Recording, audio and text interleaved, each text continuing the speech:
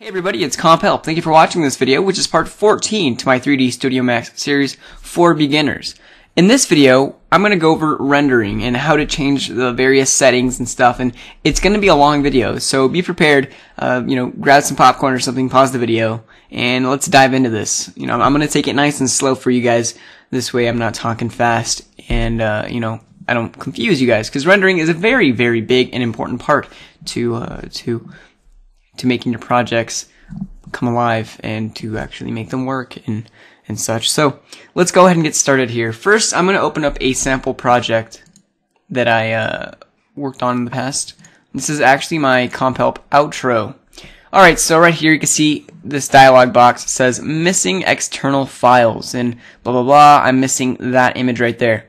I'm not going to worry about it because I made this project months ago, and I don't have this image anymore, and I think that image was actually used in the reflection of my logo, and I'm not going to worry about it. So I'm just going to click continue and make sure don't display this message at render time is checked.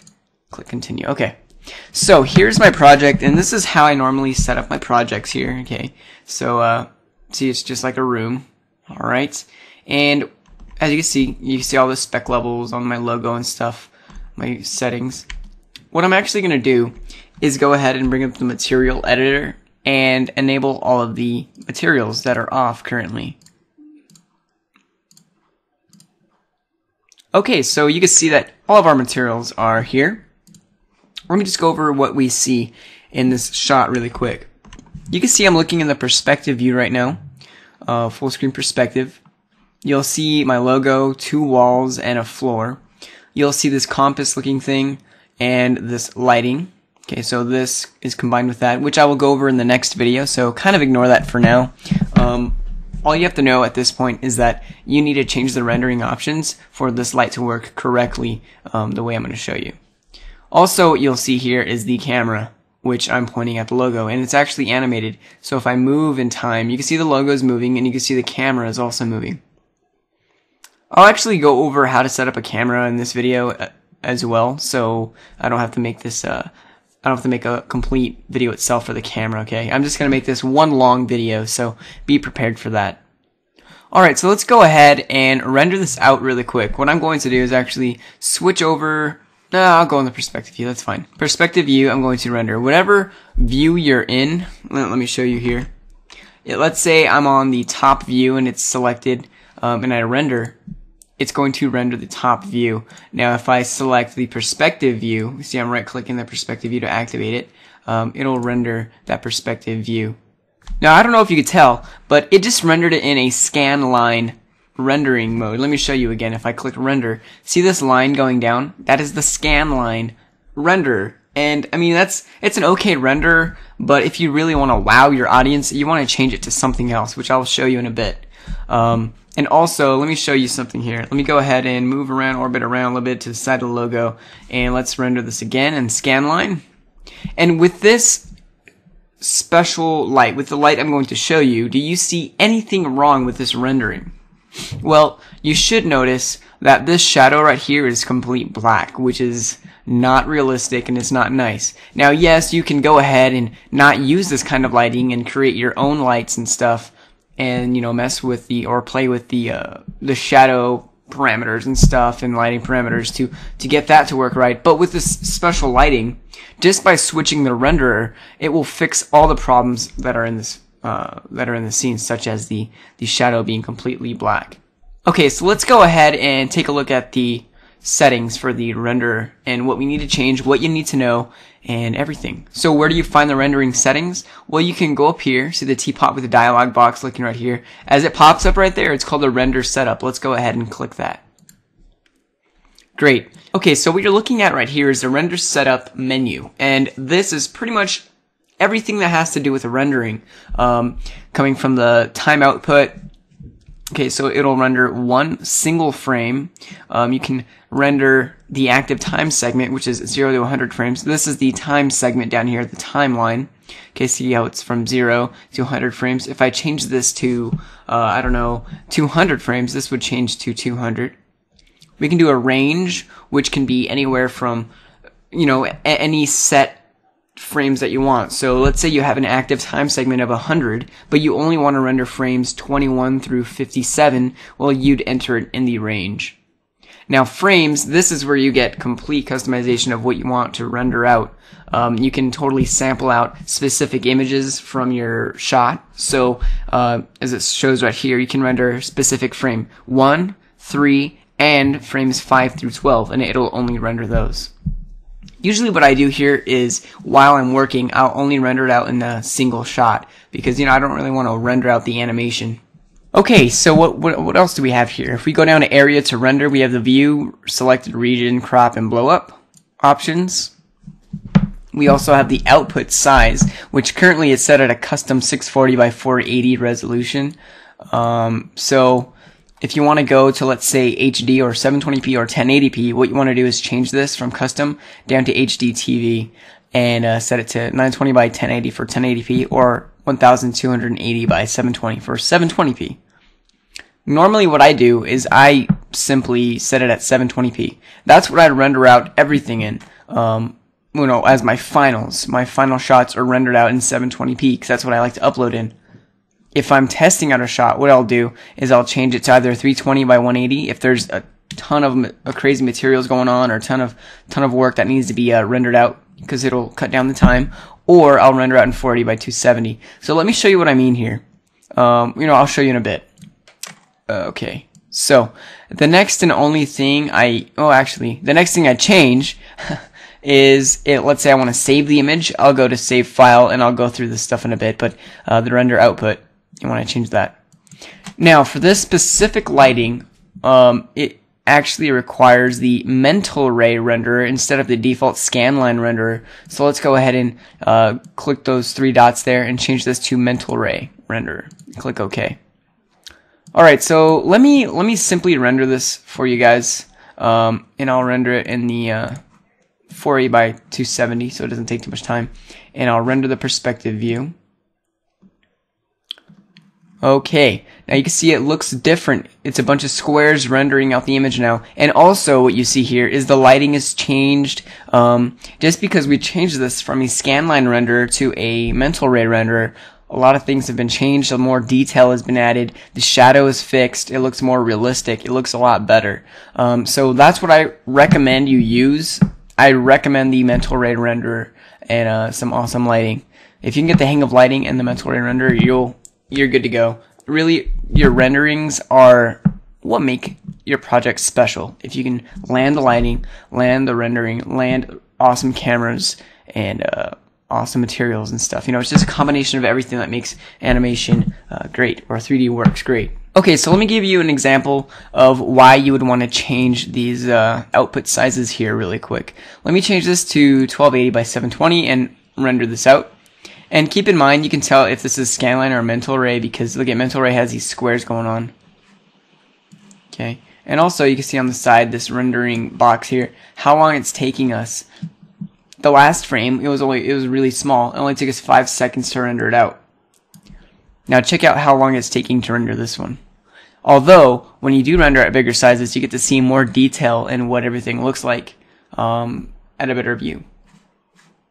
Okay, so you can see it took a while to render that. Let me go ahead and render it smaller again, and we'll see what the last size was. Or you know what? I'll just click render really quick.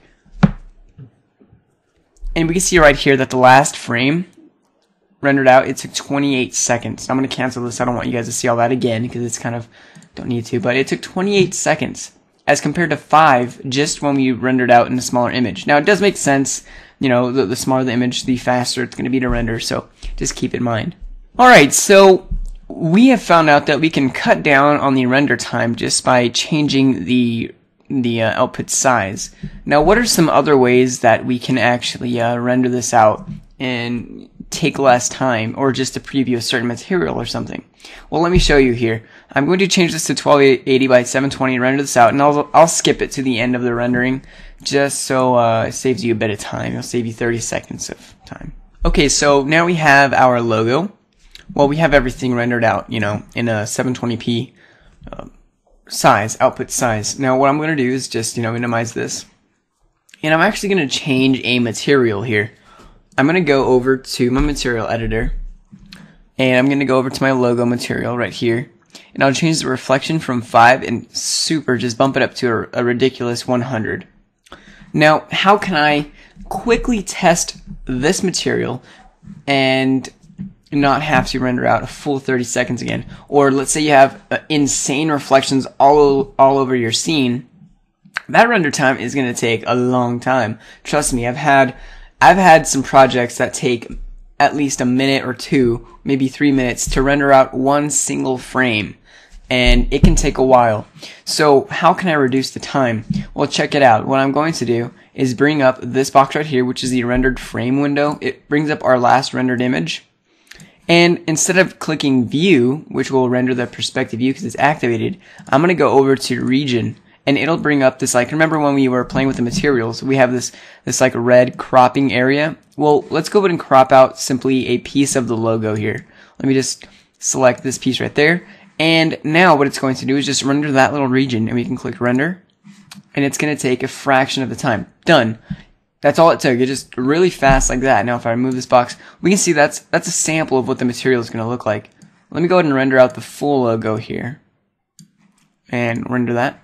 So we don't have to wait a full 30 seconds. This is what the material would look like, and from there I can actually judge, okay, do I want to keep that? Do I not want to keep that? What do I want to do? And you can get a really nice idea of what's going on there. I actually use this a ton. I use the region rendering a ton when I'm messing with my materials. When I'm playing with my materials, because it can help out a lot, especially when playing with the bump and everything. It really is a lifesaver, or I should say a time saver, when rendering. Okay, so I'm going to just bring the material back down and render this out again so I can get my original look here. Alright, so we know how to render in 2 different ways now, or actually a few different ways. We know how to render in smaller output sizes, bigger output sizes. We know how to change the area that we can render, whether it's the full view or just the region. Now let's go ahead and let's say you found your shot and you want to save it, or you want to save it for comparison's sake or something. Well, what we can do is actually either 1, render out the image, or 2, in my case, since I already have this image rendered out, I'm just going to save this image here. Let me go back to view. You can see there's a little hiccup here because I was changing some of the settings, but ignore that, pretend that's not there, okay? I don't want to re-render the whole view here for you guys. Alright, it's very simple. Just like any program, there'll most likely be a save image option or a save option right there. Just click it, and look at that, we can save this. I'll save it to the desktop, and we change the format. I like to save as a PNG or a JPEG. I'm going to click PNG here. And I'm going to save this as a test image or something. And save it. And OK. Alright, now if I go to my desktop here, we can see the test image is right there. It's really great. Okay, so I mean, just like that, you could save your rendered images. Alright, so let's go over rendering multiple frames. Okay, we want to render out an animation. How am I going to do that? Well, it all comes back down to that render setup menu here, and it comes down to doing a few things. We want to select the time of animation we want, okay? And I also want to change this to the camera view, so I'm going to hit C on my perspective view, and now we can see the camera is moving, okay? We actually get the view that the camera is looking at. And also what I want to do is save instead of a single frame. This is how to render out the animation. We want to do range. Okay, well, I don't want to render out 100 different frames for you guys here in front of you, but I'll do range, and I'll hit 5, and just so it doesn't take too long, I'll 480 by 270.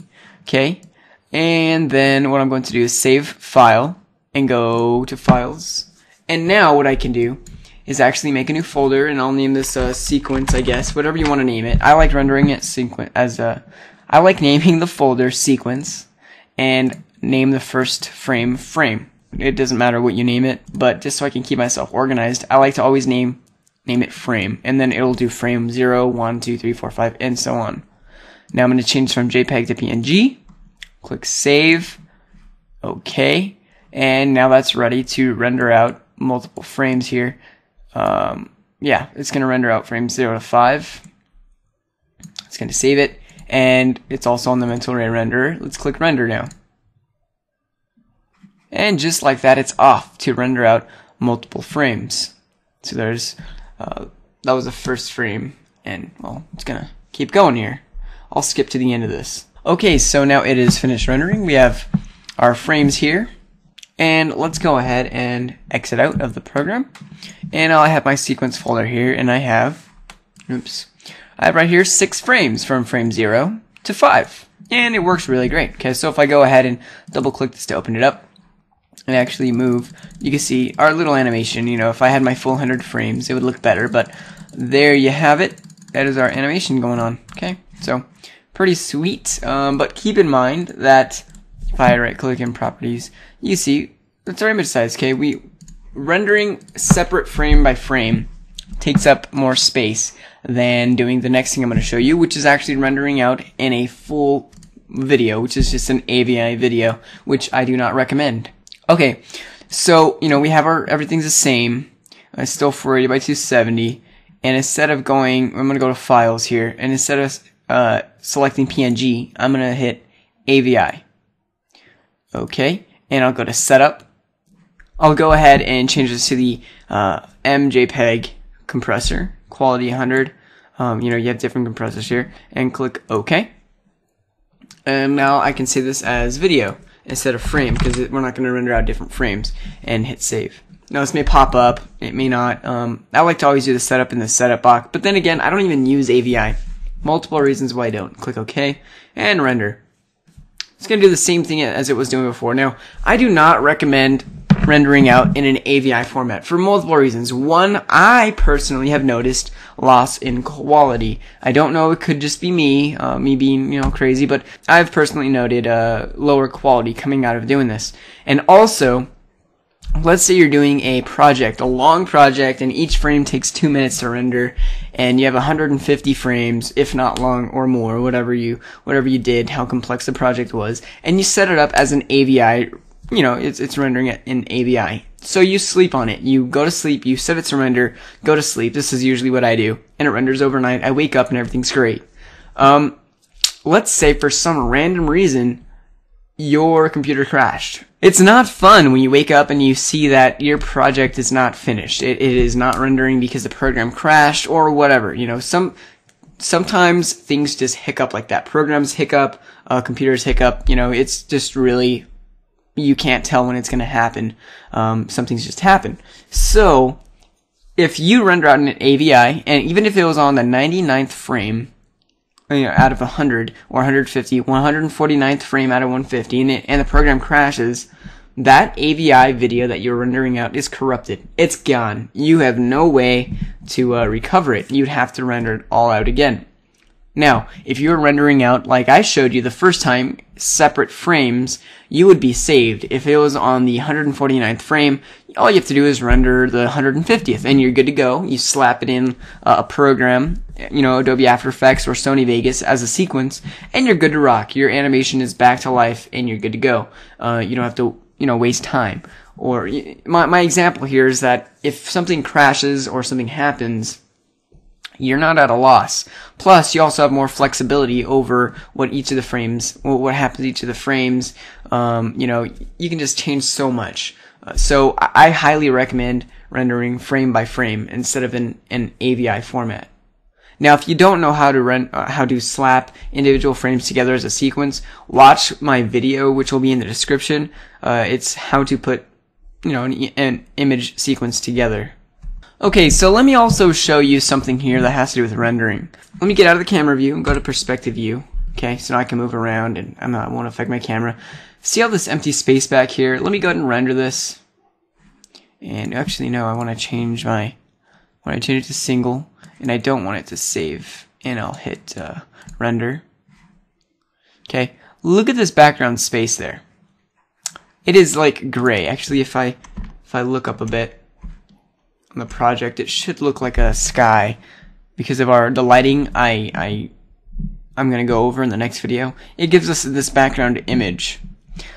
You can actually change what this background looks like, and what it'll do is in my logo it'll change the way the logo reflects. Okay, so this logo is currently reflecting this background right here, okay, because I have a reflection on it. Now, if I had a wall in front of it, of course, the logo would reflect whatever's in front of it, anyways, my big idea here is that you can change this background color, image, whatever you want.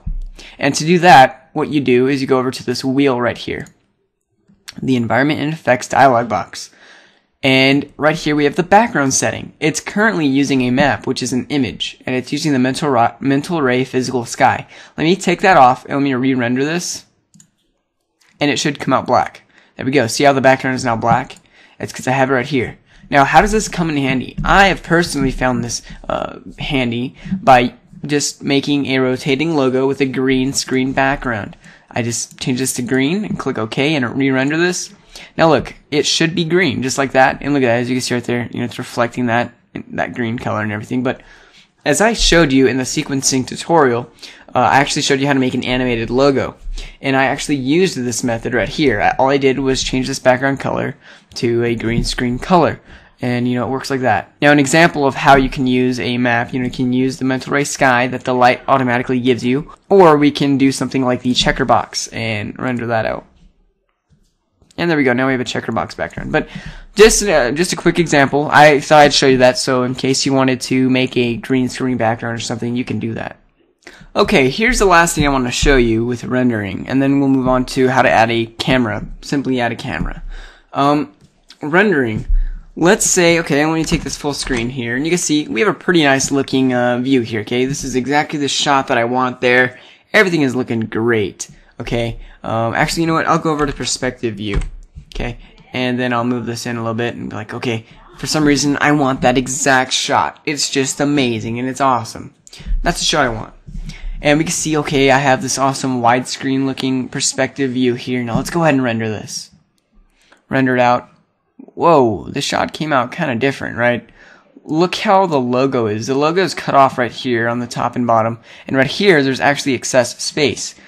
And that's not what I wanted at all. Now, why did it come out like that? First off, look at the size of this image. This is not in a widescreen look as it looks right here, right? The worst thing that can happen is you render out your full project and something like this happens, okay? You don't get the exact shots that you want.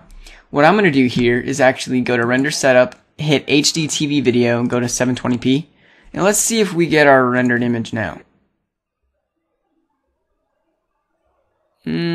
Not quite. We can still see that there's some excess space, and that's not the shot that I was looking for. I'm going to cancel this here. Alright, Jerry, so what can I do here? Well, what you can actually do is enable something called Safe Frames. See this perspective view here? Let's click that. And we'll go down to Show Safe Frames, or Shift F if you like to use shortcuts. There you go.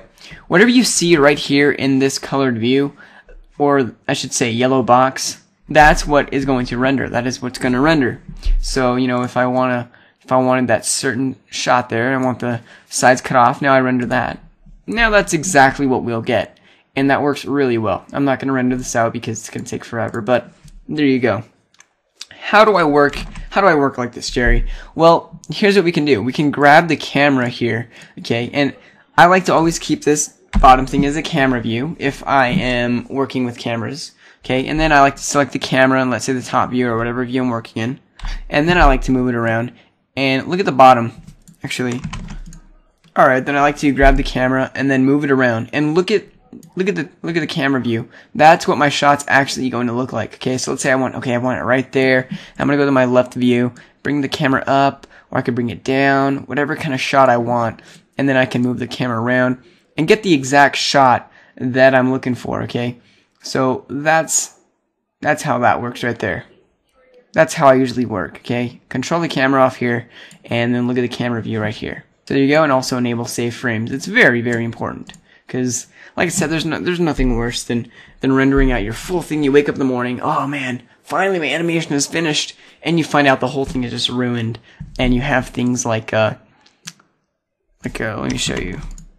You have things like this showing up, where you get the bottom of your scene showing, and it's just horrible or something, okay? Because it's happened to me before, and if I can save you that pain, well, that'd be great, because that would really suck if you're going to turn this into a client that same day and it took you 4 hours or 10 hours to render out this full animation, and you have to tell the client, you know what, I made a mistake, I'm sorry. It's really not fun. Okay, so the last thing I'm going to show you in this video is how to add a camera. let me take this to perspective view here, and I'm going to delete the camera. Now, how do we add a camera? Really easy. Let's go over to the camera here. See, we're in the Create tab, and go to Cameras. And there are two different camera types. There's a target and free. I recommend target, because free, it's totally free. Unless, I mean, free is nice if you're going to attach it to something and link it to something, but target.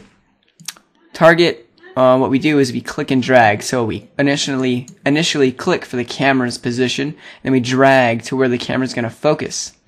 Okay, so I'm going to drag and focus on the logo. Let go. I'm in the top view, by the way.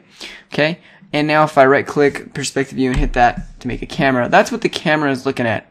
And if I look at my left view, we'll zoom in a bit, we can see that the camera is quite low, and whatever the camera is focusing on, which is this square right here, you can't see it, you kind of see it right there, it's also very low. We can see in this view right here that this is where that little blue square should be.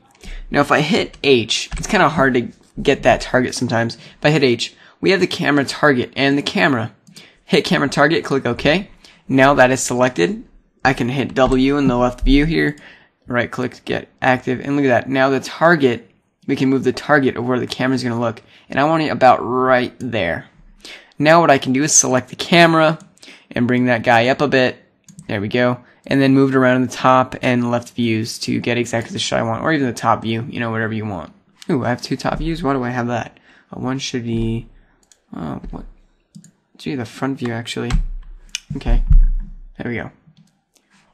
So anyways, yeah, that's how you add a camera and all that good stuff. Cameras also have a lot of parameters, so keep in mind.